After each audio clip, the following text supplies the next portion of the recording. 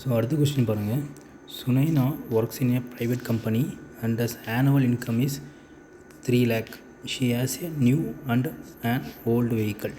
5% of his income is spent on keeping of new vehicle and 2% of more than the new one is spent on old one. What is the total annual expenditures on both vehicle? Tamil பாருங்கள். தனியார் நிறுவனத்தில் பணிபுரியும் சுனைனாவின் ஆண்டு வருமானம் 3 லட்சம். அவளிடம் புதிய மற்றும் பழைய வாகனம் உள்ளது. வருமானத்தில் 5% புதிய வாகனம் வைப்பதற்கும் 2% கூடுதலாக பழைய வாகனத்தில் வாங்குவதற்கும் செலவிடப்படுகிறது. 2 வாகனங்களுக்கும் மொத்த வருடாந்திர செலவு என்னன்னு கேட்டிருக்காங்க. அதாவது பார்த்திங்கன்னா சிம்பிளான கொஸ்டின் தான். ஸோ சுனைனான்னு ஒருத்தர் இருக்காங்க. அவங்ககிட்ட 2 வெஹிக்கிள் இருக்குது. அதாவது நியூ வெஹிக்கிள், ஓல்டு வெஹிக்கிள். ஓகேங்களா? அவங்களுடைய மொத்த வருமானத்தில் என்ன பண்ணுறாங்கன்னா புது வண்டிக்காக எவ்வளோ செலவழிக்கிறாங்க? 5% செலவழிக்கிறாங்க. அவங்களுடைய வருமானத்திலேருந்து 5% செலவழிக்கிறாங்க. அதுக்கப்புறம் பாருங்கள், புதிய வாகனம் வைப்பதற்கும் 2% கூடுதலாக பழைய வாகனம் வாங்குவதற்கும் செலவழிக்கிறது. அதாவது என்னென்னா இங்கிலீஷில் பாருங்கள், 5% of his income is spend on keeping a new vehicle. ஓகேவா? புதிய வாகனத்துக்காக 5% and 2% more then the new one is spend on old one. அதாவது பழைய வண்டி செலவழித்ததை விட கூடுதலாக 2% செலவழிக்கிறாங்கன்னு அர்த்தம். அப்போ பழைய வண்டிக்கு எவ்வளோ செலவழிக்கிறாங்க?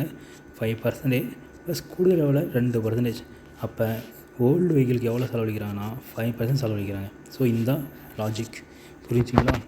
அதாவது இதுதான் நம்ம எடுத்துக்கூடிய சதவீதம். ஓகேங்களா? இப்போ வாங்க சம் சால்வ் பண்ணலாம். ஓகே, இப்போ பாருங்கள் சம் நம்ம சால்வ் பண்ணலாம். அதாவது நியூ வெஹிக்கிள் மட்டும் எவ்வளோ அவளுடைய ஆனுவல் இன்கம் ஃபஸ்ட் நம்ம ரைட் பண்ணிக்கலாம். ஆனுவல் இன்கம் 3 லட்சம். ஓகேங்களா? அதில் நியூ வெஹிக்கிளுக்கு மட்டும் அவங்க எவ்வளோ செலவழிக்கிறாங்கன்னு பார்ப்போம். ஓகேங்களா? நியூ வெஹிக்கிளுக்கு செலவு எவ்வளோன்னு பார்த்தீங்கன்னா அவங்களுடைய மொத்த சம்பளத்துலேருந்து 3 லட்சம். 3 லட்சத்துலேருந்து 5% 0 கேன்சல், 15 மீதி 30. ஸோ அப்போ நியூ வெஹிக்கிள் மட்டும் எவ்வளோ செலவழிக்கிறாங்கன்னா 15,000 செலவழிக்கிறாங்க. ஓகேங்களா? அடுத்து பார்த்தீங்கன்னா ஓல்டு வெஹிக்கிளுக்கு செலவு, பழைய வண்டிக்கு எவ்வளோ செலவு பண்ணுறாங்கன்னு பார்ப்போம். அவங்களோட சேலரி எவ்வளோ? 3 லட்சம். அந்த 3 லட்சத்துலேருந்து 7% செலவழிக்கிறாங்க. அந்த 7% எப்படி இருந்துச்சு? 5 + 2. அதாவது புது வெஹிக்கிளுக்கு கூட 2% அதிகமாகுது. ஓகேங்களா? அப்போ 7%. ஸோ இதை பாருங்கள், இதை சிம்ப்ளிஃபை பண்ணுங்கள், அதுதான் ஆன்சர். ஸோ 7 21 30. ஸோ அப்போ ஓல்டு வண்டிக்கு எவ்வளோ செலவழிக்கிறாங்கன்னா 21,000 செலவழிக்கிறாங்க. இப்போ நம்ம என்ன கொஸ்டின் கேட்குறோன்னா 2 வாகனங்கள் மொத்த வருட செலவு என்னென்னு கேட்குறாங்க. அப்போ நியூ வெஹிக்கிளும் ஓல்டு வெஹிக்கிளும் செலவு 2 ஆட் பண்ணிங்கன்னா அதுதான் ஆன்சர். ஸோ இங்கே 15,000, இங்கே 21,000 இருக்குது. ரெண்டுத்தையும் நீங்கள் ஆட் பண்ணிங்கன்னா எவ்வளோ வருது? 15,000 21,000. So 36,000. So option B is the correct answer. ஓகேங்களா?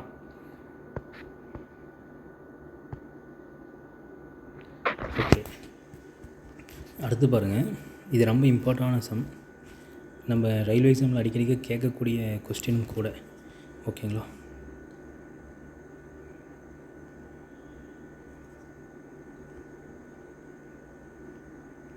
ஓகே,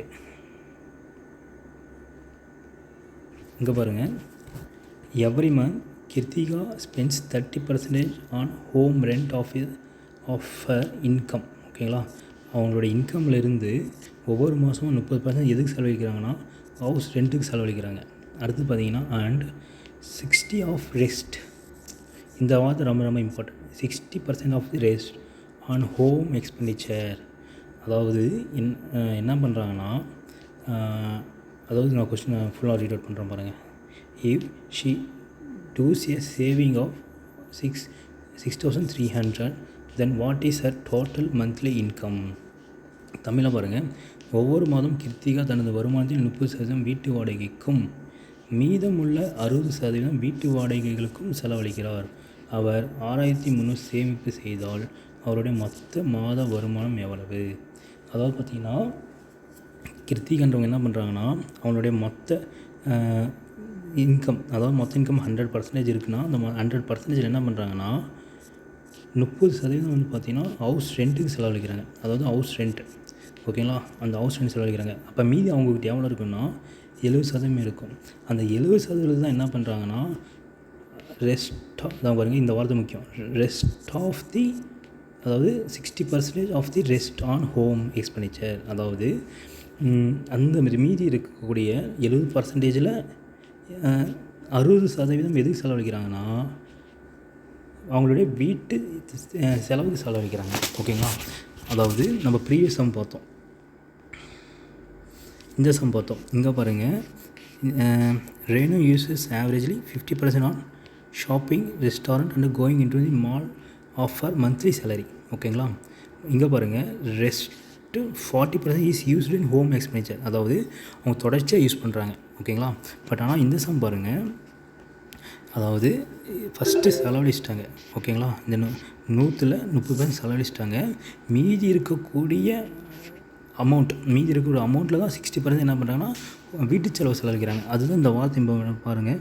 அதாவது 60% of the rest on home. அந்த சம்மில் பார்த்தீங்கன்னா ரெஸ்ட்டு 40% யூஸ்டுன்னு கொடுத்துருப்பாங்க. இந்த சம்மில் பார்த்தீங்கன்னா ஒரு பர்சன்டேஜ் கொடுத்துட்டு ஆஃப் தி ரெஸ்ட்டு அப்படி கொடுத்தாங்கன்னா செலவு, அதாவது ஸ்டார்டிங்கில் செலவு பண்ண போக ஒரு அமௌண்ட் இருக்கும். ஓகேங்களா? அந்த அமௌண்ட்டிலிருந்து மீதி இருக்கும்ல, அந்த மீதியிலிருந்து நம்ம இதை நம்ம கால்குலேட் பண்ணணும். ஓகேங்களா? நான் சம்மு போட்டால் உங்களுக்கு புரியும். ஓகேங்களா? இதுதான் இந்த கொஸ்டினுடைய லாஜிக். அப்போ வீட்டு வாடகைக்கு 60% செலவழிச்சிட்டாங்க. அவங்களோட சேவிங் எவ்வளோ இருக்குன்னு பார்த்தீங்கன்னா 6300 இருக்குது. அப்போ 6300 இருந்தால் அவங்களுடைய மொத்த மாத வருமானம் என்னன்னு கேட்டிருக்காங்க. ஸோ இதுதான் இந்த கொஸ்டினுடைய எக்ஸ்ப்ளனேஷன். ஸோ நம்ம ஒர்க் அவுட் பண்ண ஈஸியாக போட்டுடலாம். இதுவும் ரயில்வே எக்ஸாமில் கேட்கக்கூடிய ரிப்பீட்டடான சம். ஓகேங்களா? ஸோ ஃபஸ்ட்டு பாருங்கள், அவங்க ஹவுஸ் ரெண்ட்டுக்காக எவ்வளோ செலவழிக்கிறாங்க? 30% செலவழிக்கிறாங்க. கிளியருங்களா? அப்போ டோட்டல் 100 நம்ம எடுத்துப்போம். டோட்டல் வந்து 100%. அந்த 100%ல் அவங்கக்கிட்ட மீதி எவ்வளோ இருக்குதுன்னு பார்த்தீங்கன்னா ரிமைனிங் எவ்வளோ இருக்குதுன்னு பார்த்தீங்கன்னா 100 - 30. ஸோ 70% இருக்கும். ஸோ அந்த 70% தான் அவங்கக்கிட்ட இருக்கக்கூடியது. அந்த 70%ல் என்ன பண்ணுறாங்கன்னா 60% of the rest on home expenditure. So அப்போ என்னென்னா ஹோம் எக்ஸ்பெண்டிச்சருக்கு எவ்வளோ செலவழிக்கிறாங்கன்னா 60% செலவழிக்கிறாங்க. எதுலேருந்து பார்த்தீங்கன்னா 70% இன்ட்டு 60%. ஓகேங்களா? கிளியர் புரியும்னு நினைக்கிறேன். ஸோ இது ரெண்டையும் நீங்கள் மல்டிப்ளை பண்ணிங்கன்னா எவ்வளோ கிடைக்குன்னு பார்த்தீங்கன்னா 42%. ஓகேங்களா? கிளியராக புரியுதுங்களா? அடுத்தது பாருங்கள், அப்போ அவங்க மொத்த 100%ல் அவங்களுடைய சேவிங் நம்மளுக்கு எவ்வளோ கொடுத்துருக்காங்க. அவங்களோட சேவிங் எவ்வளோன்னு பார்த்தீங்கன்னா 66,300. ஓகேங்களா? இது அவங்களோட சேவிங். ஸோ இப்போ நம்ம சேவிங் அமௌண்ட் இருக்குது. அப்போ சேவிங் பர்சன்டேஜ் எவ்வளோன்னு தெரிஞ்சால் நம்ம என்ன பண்ணலாம், ஈஸியாக நம்மளுடைய மாத வருமானம் கண்டுபிடிச்சிடலாம். அதாவது இவங்களுடைய சேவிங் பர்சன்டேஜ் எப்படி நம்ம கண்டுபிடிக்கலான்னு பார்த்தீங்கன்னா 100 - 30 + 42. கிளியருங்களா? ஸோ 100 - 72. 100ல் 72 போனால் எவ்வளோ வரும்னு பார்த்தீங்கன்னா 28%. அந்த 28% தான் அவங்களுடைய சேவிங் பர்சன்டேஜ். ஸோ 28% தான் 6300. அப்போ நம்மளுக்கு தேவை அவங்களோட மொத்த மாத வருமானம். அந்த மொத்த மாத வருமானம் தான் நம்ம எவ்வளோ எடுத்திருக்கோம், 100% எடுத்திருக்கோம். ஸோ அப்போ 100% என்னன்னு நம்ம கண்டுபிடிக்கணும். ஸோ இதை வந்து நீங்கள் குறுக்கு பெருக்கல் பிறகுனா அது ஆன்சர். நீங்கள் டைரெக்டாக கூட அடிக்கலாம், எல்லாம் ஒரே ஆன்சர் தான் வரும். So 28 × x = 6300 × 100. ஸோ எக்ஸாம்பிள் வச்சுக்கிட்டு இந்த பக்கம் நீங்கள் 28 எடுத்து வந்துடுங்க. ஸோ 28 6300 நீங்கள் அடிச்சிங்கன்னா 225 கிடைக்கும். So x = 225 × 100. அப்போ ஆன்சர் என்னது, 225 00 22,500 அவங்களுடைய மாத சம்பளம். Option B. ஓகேங்களா? ஆப்ஷன் சி தான் இதுக்கான ஆன்சர். அதாவது இந்த வார்த்தை முக்கியம், 60% ஆஃப் ரெஸ்ட் ஆன் ஹோம். இந்த வார்த்தை ரொம்ப இம்பார்ட்டன்ட். ஓகேங்களா?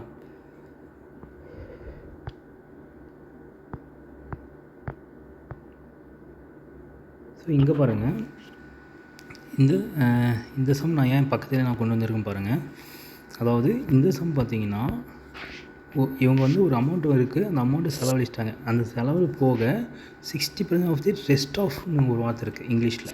பட் இங்கே பாருங்கள், Meenakshi spends and average 10% of monthly salary on shopping, restaurant and going to the mall.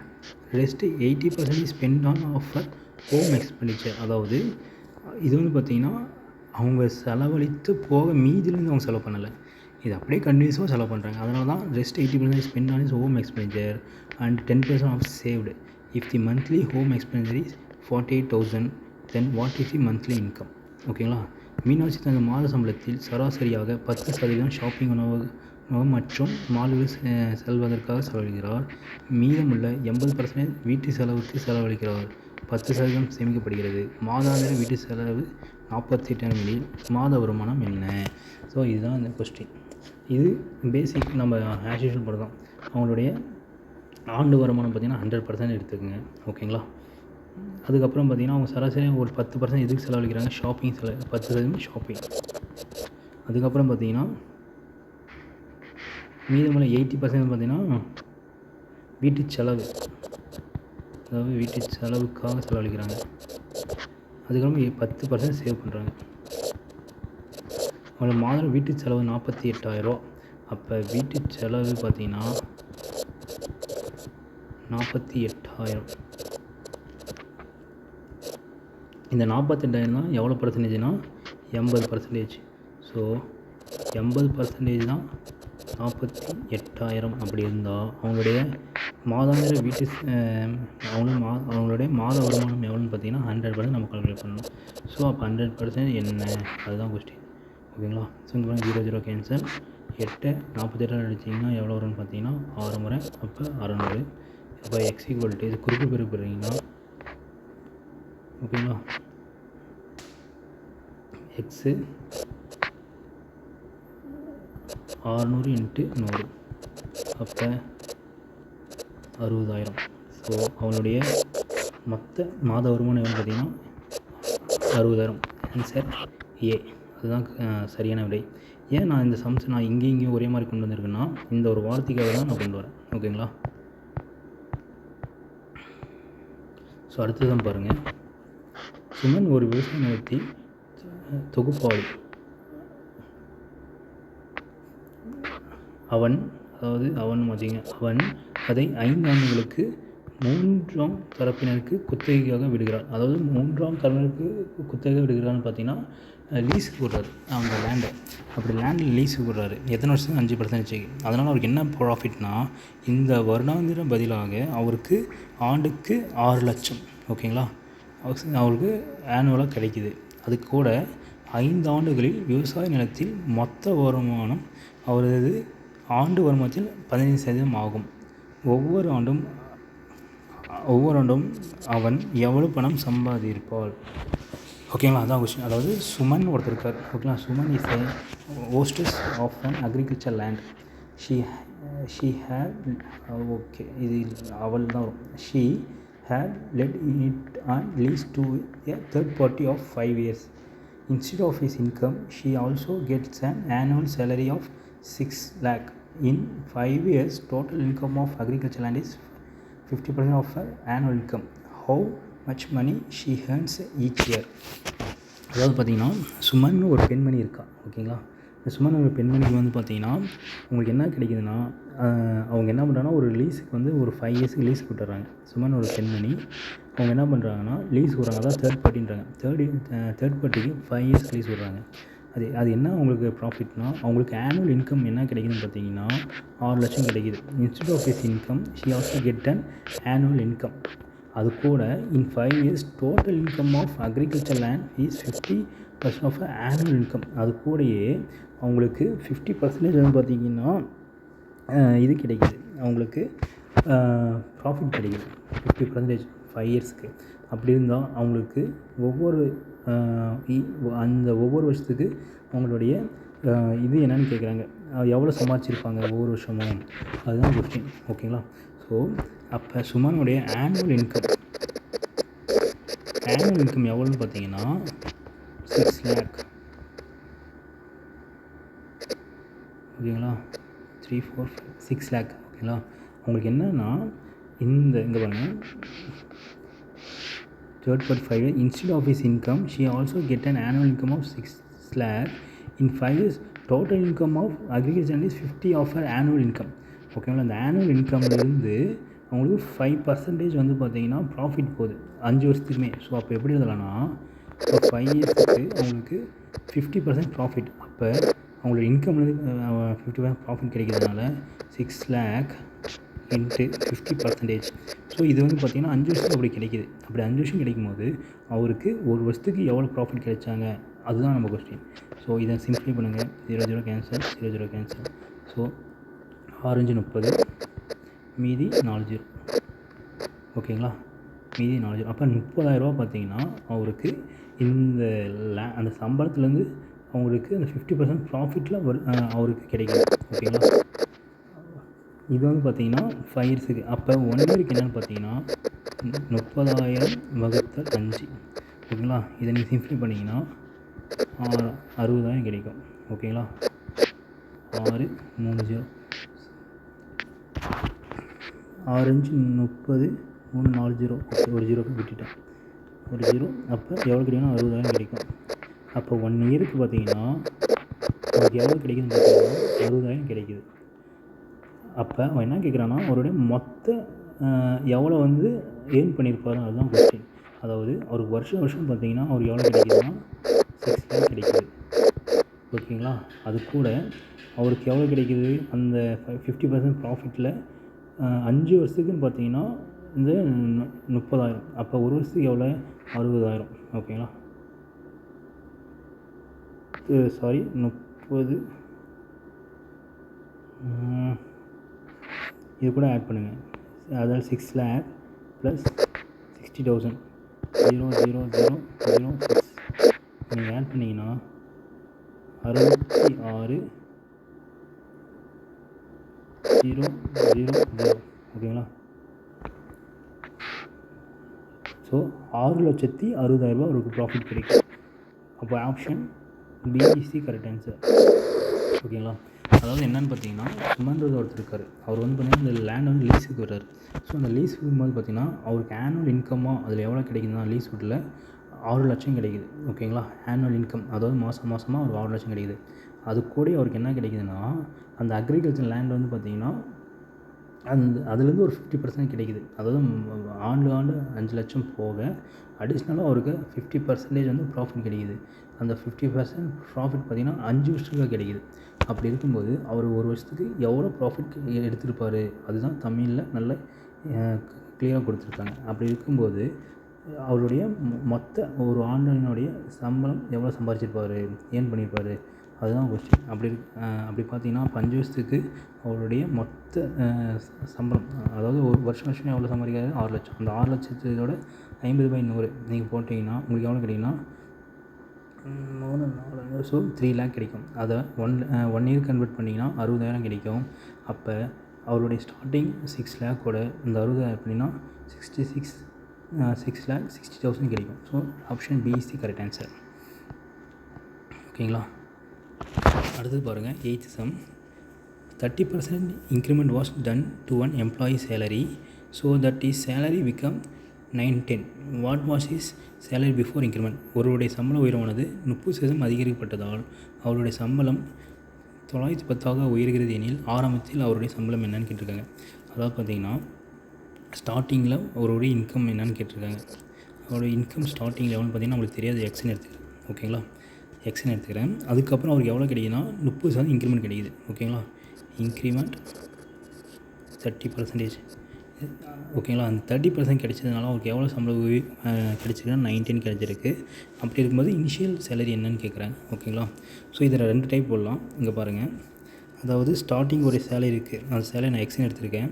அவருக்கு எவ்வளோ இன்க்ரிமெண்ட் கிடைச்சிருக்குன்னா 30% கிடைச்சிருக்கு. அப்போ 130% எவ்வளோன்னு பார்த்தீங்கன்னா 130/100 அந்த ஈக்குவல் டு இதனால் அவருக்கு எவ்வளோ சம்பளம் கை கிடைக்குதுன்னா 910. ஸோ இதுலேருந்து நம்ம எக்ஸை நம்ம கணிக்கணும், அதுதான் இதனுடைய இது. So X equal to 910 × 100. இந்த வகுத்தில் இந்த இடம் ஒன்றா பெருக்கலாயிரும், கீழே இருக்கிற 130 மேலே இருக்கிறது கீழே வந்துடும். அப்போ 0 0 கேன்சல். ஓகேங்களா. 00 கேன்சல். 13 914 அடிச்சிங்கன்னா எத்தனை வரும்னு பார்த்தீங்கன்னா 7 முறை இந்த 0 அப்படியே வந்துடும். ஸோ 70 × 10 700. ஸோ ஸ்டார்டிங்கில் அவர் எவ்வளோ சம்பளம் வாங்கியிருப்பாருன்னா 700 வாங்கியிருப்பார். அந்த 30% இன்க்ரிமெண்ட் பண்ணதுனால 910 சேலரி கிடைச்சிருக்கு. ஓகேங்களா. பாருங்கள் 700 அதாவது 700 வந்து பார்த்திங்கன்னா ஸ்டார்டிங் இந்த சேலரி அவருக்கு 30% இன்க்ரிமெண்ட் கொடுத்ததுனால 910 மாறுது. So answer 700. ஓகேங்களா. ஸோ இந்த சம் பாருங்கள், அதாவது இந்த சம் 9th சம் பார்த்தீங்கன்னா already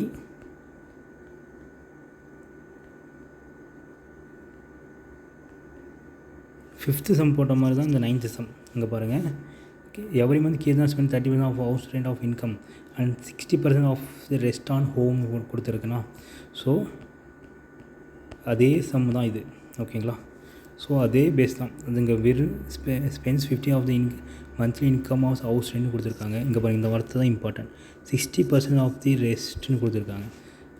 on house hold expenditure if he saves 2210. ஓகேங்களா. What is the monthly income? அதாவது பார்த்திங்கன்னா ப்ரீவியஸாக நம்ம 2 டைம் இது மாதிரி சம் பார்த்துருக்கோம். அதாவது பார்த்திங்கன்னா ஒரு மொத்த வருமானம் 100. அந்த 100லேருந்து ஃபஸ்ட் என்ன பண்ணுறாங்கன்னா 15% பார்த்திங்கன்னா ஹவுஸ் ரெண்ட்டுக்கு செலவழிக்கிறாங்க. ஸோ அடுத்து என்ன பண்ணுறாங்கன்னா இந்த மீதி கிடைக்குதுல்ல 85%, இந்த 85%லேருந்து 60% எதுக்கு யூஸ் பண்ணுறாங்கன்னா ஹவுஸ் ஹோல்டுக்கு, அதாவது வீட்டு செலவுக்காக யூஸ் பண்ணுறாங்க. ஸோ 85 × 60 அதுதான் இது வந்து பார்த்திங்கன்னா ஹவுஸ் எக்ஸ்பெண்டிச்சர். இதனால் அவங்க சேவிங் கிடைச்சிருக்கும். அந்த சேவிங் எவ்வளோன்னு பார்த்திங்கன்னா 2210. அப்படி இருந்தால் அவங்களுடைய மாத சம்பளம் என்னன்னு கேட்குறாங்க. சேம் நம்ம 5th சம் போட்ட மாதிரி தான் இந்த சம்மு. நீங்கள் ஹோம்ஒர்க்காக இது ட்ரை பண்ணி பாருங்கள். ஓகேவா.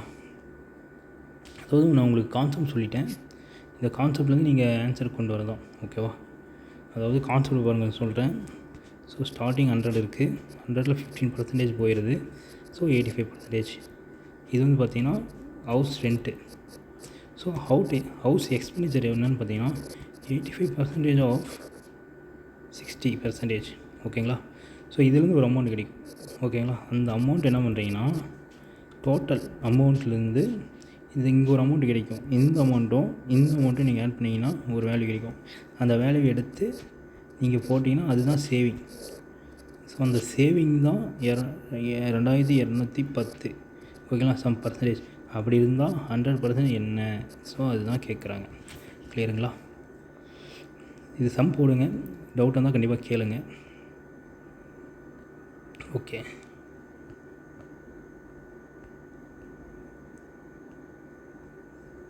அடுத்து 10th சம் பார்க்கலாம் பாருங்கள். A grocery store purchase 200 bottles of juice packed by 2 different sellers. 20% of goods is taken by first seller and 8% of by second. The selling price of the one bottle is ₹25. After observing the second seller goods, the shopper comes to know 25 goods can be used still one day only. He decides to return the goods. How much money we will give from the second seller? ஓகேங்களா.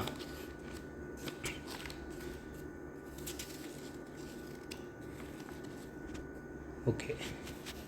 அதாவது பார்த்திங்கன்னா ஒருத்தர்கிட்ட 600 பாட்டில் இருக்குது ஒரு கடையில். ஓகேங்களா. So 600 bottles இருக்குது. So 600 bottles இருக்கும்போது அவங்களுக்கு 2 செல்லர் இருக்காங்க. ஓகேங்களா. அந்த 2 செல்லரில் பார்த்திங்கன்னா ஃபஸ்ட்டு செல்லர் பார்த்திங்கன்னா அந்த 600 பாட்டில்ஸில் எவ்வளோ வாங்குறாரு பார்த்திங்கன்னா 20% வந்து வாங்குறாரு. ஓகேங்களா. அப்போ 20% வாங்கினார்னா 600 × 20/100. அப்போ 0 கேன்சல். அப்போ 6 × 12 மீதி 0. அப்போ ஃபஸ்ட் செல்லர் பார்த்திங்கன்னா இந்த 600 பாட்டிலில் 120 பாட்டில் அவர் வாங்குறாரு. ஓகேங்களா. அடுத்து பார்த்திங்கன்னா செகண்ட் செகண்ட் செல்லர் என்ன பண்ணுறாருன்னா அந்த மொத்த பாட்டிலில் 80% வாங்குறாரு. ஓகேங்களா, 80% வாங்குறாரு. அப்போ 0 கேன்சல், 0 கேன்சல், 6 48, ஒரு 0க்கு ஒரு 0. ஓகேங்களா. ஸோ இங்கே தான் நம்மளுடைய கொஸ்டின் ட்விஸ்ட் ஆரம்பிக்குது. அதாவது என்ன பண்ணுறாருன்னா இவர் வந்து பார்த்திங்கன்னா வாங்கிட்டு போயிட்டார். ஓகேங்களா, வாங்கிட்டு போயிட்டு என்ன பண்ணுறாருன்னா இங்கே பாருங்கள், after observing the second seller goods the shopkeeper comes to know the 25 goods can be used still one day. அதாவது செகண்ட் செல்லர் வாங்கிட்டு போன 480 பாட்டிலில் ஓகேங்களா, அதில் 25% என்னாச்சுன்னு பார்த்தீங்கன்னா ஸ்பாயில் ஆகிடுச்சு, அதாவது யூஸ் பண்ணிட்டாங்க. அதாவது தமிழில் பாருங்கள், ஒரு பாட்டிலின் விற்பனை விலை ரூபாய் 25. ஓகே, இரண்டாவது விற்பனையாளரிடம் பொருட்களை கவனித்த பிறகு கடைக்காரர் 25% பொருட்களை ஒரு நாள் வரை மட்டுமே பயன்படுத்த முடியும் என்பதை அறிந்து கொள்கிறார்.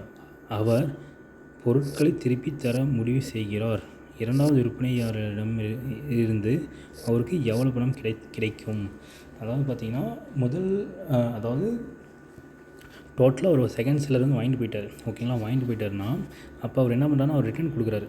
25% யூஸ் பண்ணிவிட்டு ரிட்டர்ன் கொடுக்குறாங்க. அப்போ 48 தான் நம்மளுக்கு வந்து பார்த்திங்கன்னா 100% நம்ம எடுத்துக்கணும். ஏன்னா செகண்ட் செல்லர் வந்து 48%, அதாவது 480 வாங்கிட்டார். ஸோ அந்த 480 என்ன எடுத்துக்கணும்னா 100 எடுத்துக்கணும் நம்ம. ஸோ 100 எடுத்துக்கிறப்ப அந்த 100ல் 25% என்னன்னு கேட்டிங்கன்னா ஆல்ரெடி அவங்க யூஸ் பண்ணிட்டாங்க. ஓகேங்களா, அதுக்கப்புறம் அப்போ அதாவது 100ல் 25 யூஸ் பண்ணிட்டாங்கன்னா ரிமைனிங் எவ்வளோ இருக்கும், 75% இருக்கும். ஓகேங்களா, அந்த ரிமைனிங் 75% இருக்கும். அதில் என்னென்னா இந்த 480ல் 25% என்னென்னு நம்ம கண்டுபிடிக்கணும். ஏன்னா எத்தனை பாட்டில் யூஸ் பண்ணதுன்னு நம்மளுக்கு தெரியறதுக்காக. ஸோ ஒரு முறை இங்கே 4 முறை இதை அடிச்சிங்கன்னா 1 2 0. ஸோ 120 பாட்டில். ஸோ அப்போ என்னன்னா அவர் அந்த 120 பாட்டில் வந்து பார்த்திங்கன்னா யூஸ் பண்ணக்கூடிய கெப்பாசிட்டி.